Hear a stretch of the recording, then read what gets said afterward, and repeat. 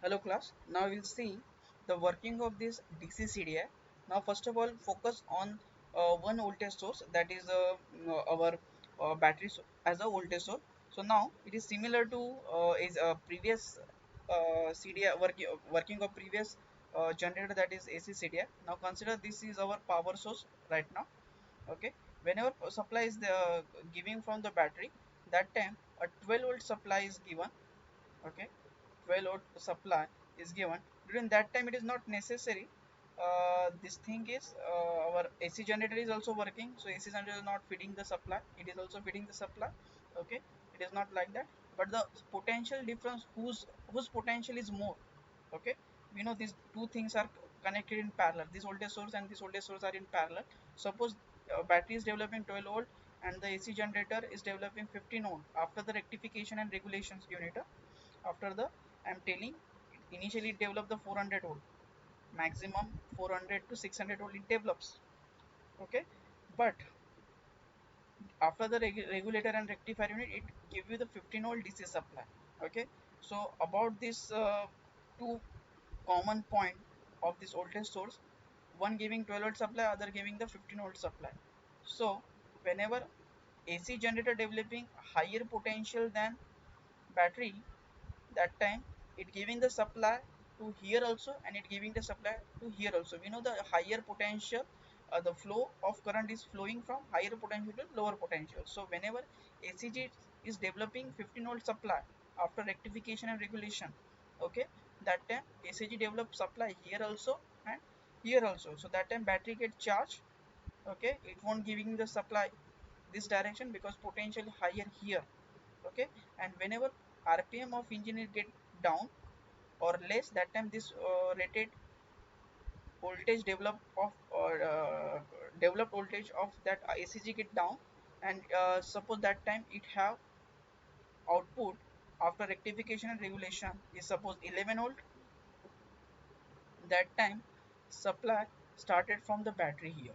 Okay, and here regulator is there, a regulator, inside the regulator, inside the rectifier there is a diode bridge rectifier is there. So battery that time wants giving supply to ACG, it only giving supply to CDI unit only. Why? Because rated or developed voltage after the regulation and rectification coming from the ACG is 11 volt now. Why? Because RPM is low, and during that time potential of battery is high compared to ACG. Okay, so supply given by the battery right now, but it only giving supply to CDI unit, not to ACG, because rectifier bridge rectifier is present over here, so it's restrict the flow, downward flow toward the ACG from the battery. But in case of the ACG, whenever it having high potential, it gives the supply to here also and this side also. Okay, so just rough those stuff. Okay, now battery is giving the supply, it get it here, battery, that 12 volt supply. Okay, through this thing it get completed the circuit. Okay, so this thing is done here. Here across this step up transformer, this 12 volt DC supply, 12 volt DC supply get step up into 400 volt DC supply, 400 volt DC supply. Okay, so this 400 DC supply get step up across this step up transformer. Now what is this? This is the throttle position sensor. Okay, we know as the idling we require the rich mixture, during that time we need not require a high strength of spark. Okay, the strength of the spark is depend upon the quantity get step up. Okay, so during this time this is a variable we can say resistor position or potentiometer type arrangement is there. It is actually not inside the CDI unit, it is outside the CDI unit. It is normally located on our throttle body. Okay, you can identify this kind of potentiometer arrangement, or we can say it is, this is a Hall effect type Hall effect type sensor is there, located on the throttle body of your carburetor. okay, in case of the carburetorless vehicle. So you can identify this device normally. I know the vehicle in case of the Pulsar 150 or 150, in case of the carburetorless Bajaj vehicle, you can found this type of device on throttle body of carburetor. Okay, there is magnet is present, one IC is present. Okay, so this Hall effect type IC is there.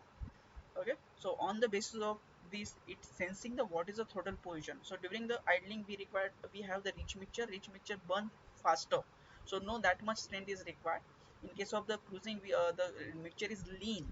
Okay, so lean mixture takes a time to initiate a spark. So for that time we require the high amount of step up, high amount of current or voltage intensity, or high amount of spark intensity. That time the step up or voltage should be higher. Okay, and whenever speed is increases, that time we are getting very less time. Okay, so again intensity of spark should be higher inside the combustion chamber. So with respect to the throttle position, the resistor value changes here whenever the minimum resistance apply. Okay, so current flowing through this primary circuit of this first transformer is more, so step up we are getting here into the secondary winding is also more. Whenever resistor value is higher here, that time step up voltage induced in the secondary winding is also low. Okay, so this device is not exactly fitted inside the CDI, it is outside the CDI, just wire or pulses coming into the CDI. Okay, but resistance variation is taking out, or sometimes these things are directly feeding the data to control unit actually.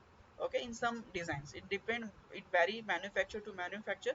Okay, in some cases this TPS sensor or throttle position sensor giving data to control unit, and control unit deciding the resistance offer to flow of this primary circuit current.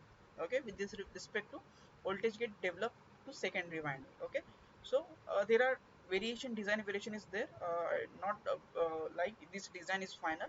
There are different manufacturer to manufacturer. Okay, so this TPS may giving supply to control circuit also, not necessary, it always look at that position. Okay, so still here we have got 400 volt into the secondary winding. We are getting 400 volt here. After, due to the diode, the current flow in this direction, it starts charging to the capacitor.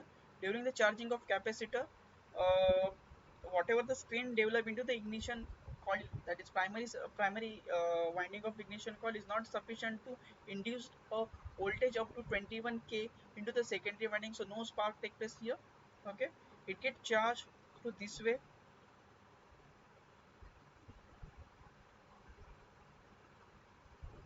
Okay, get capacitor, once capacitor get charged up to its the maximum limit of 400 volt to 500 volt. Okay, at the same time triggering take place. I told you any kind of CDI is there, AC or DC, the triggering is on, the task of triggering is only given to your ACG only. On the ACG there is a peak present. Okay, so suppose this is a peak is here, and this is your pickup coil is there, it sends the peak. Okay, during that time triggerings take place to the third leg of your SCR. As soon as triggerings take place and our capacitor is charged up to this limit, it start to discharging to this way, this in this direction. Okay, and whenever it discharging, the 400 volt supply get discharged completely into the primary winding. That 400 volt supply is responsible to generate a 21k to 31k volt voltage into the secondary winding, which is responsible to initiate the spark inside the ignition, inside the our combustion chamber. So this timing is depend exactly whenever this 400 volt is take place, or 400 volt capacity hold by your capacitor. Okay, just after that the triggering is take place. In that way the tuning is there. Okay, and with respect to the our this change in resistance. Okay, we are controlling the current flow through this primary circuit, as it this type of CDI is using a constant energy source system. Means we are only giving a constant energy irrespective of the speed of your engine. It supply a constant energy. Okay, to your what secondary winding, or so in that way the ignition is take place. Okay, so here current amount is varying with respect to this positioning. Okay, so in this way our battery source developing ignition inside the combustion chamber. Now you will see how ACG developed the ignition. We know with respect to the speed of your engine, ACG developed voltage is fluctuating. Okay, so to avoid that fluctuation into the DC CDI and have that AC generation into DC conversion, we are using a regulator and rectifier unit in series with the ACG. So here, suppose for 400 volt supply is developed here. Okay, so that 400 volt supply get converted to 15 to 16 volts DC supply after the regulator and rectifier and regulation. Okay, this is 15 volt DC is going inside the combustion chamber, sorry, going into the CDI. Okay, so after that it now at what condition AC start to giving or act as a source whenever battery voltage is lesser or battery potential lesser than the ACG voltage. So that time the current may flow through this way also in order to charge the battery, because or current flow high potential to the low potential. So in this way both direction current will start to deliver by the ACG.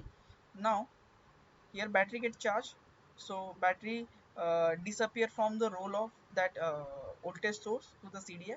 It just now it become a consumer of your generator. Now this current going through here. Again with respect to TPS, this variable resistance take place. Okay, in that way you are getting a what we can say step up trans step first step up transform is there. This develop 15 will get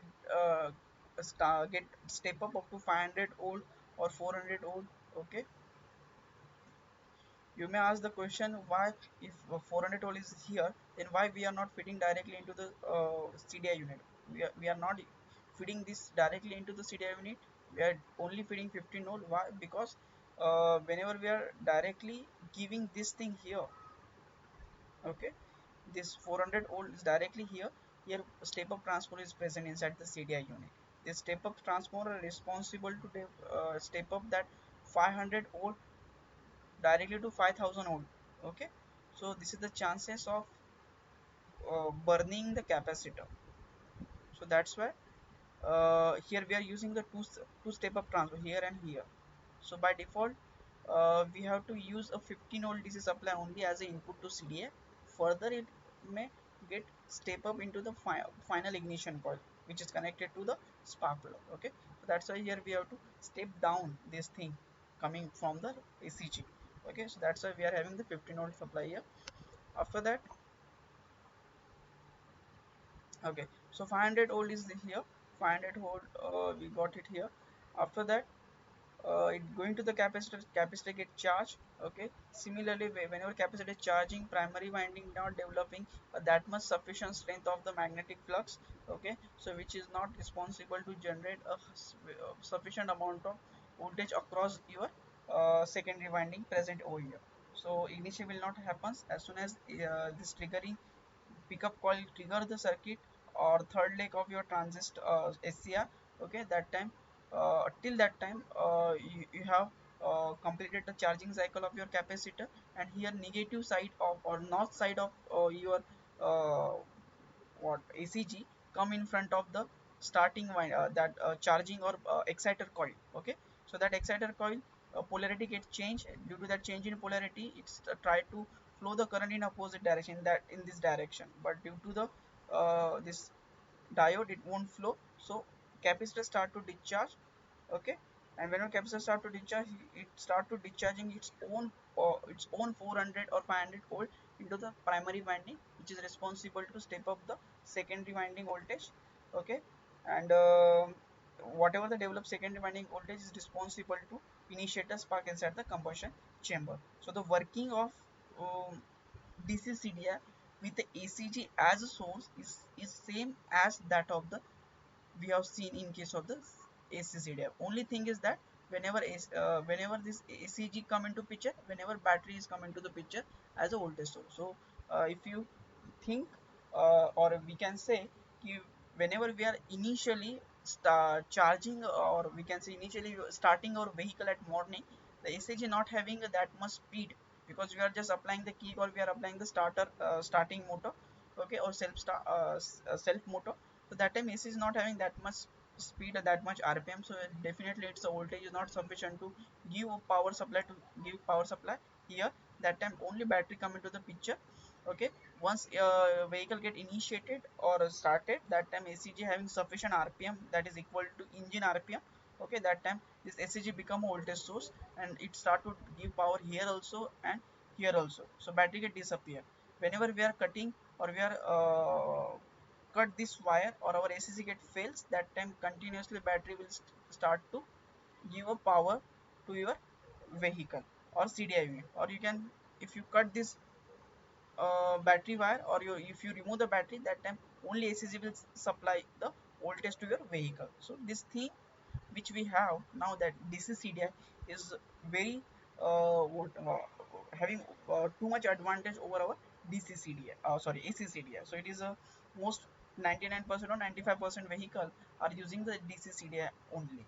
Okay, so how to identify DC CDI and the AC CDI we will see in the next slide, or how we come to know which kind of stator are used in DC CDI, which kind of stator are used in AC CDI by only visual what monitoring, or we can say uh, by only noticing the shape and location of your stator winding or pickup winding, you can decide whether it is DC CDI or the AC CDI. So those things we will see in the next slide or next video. Thank you.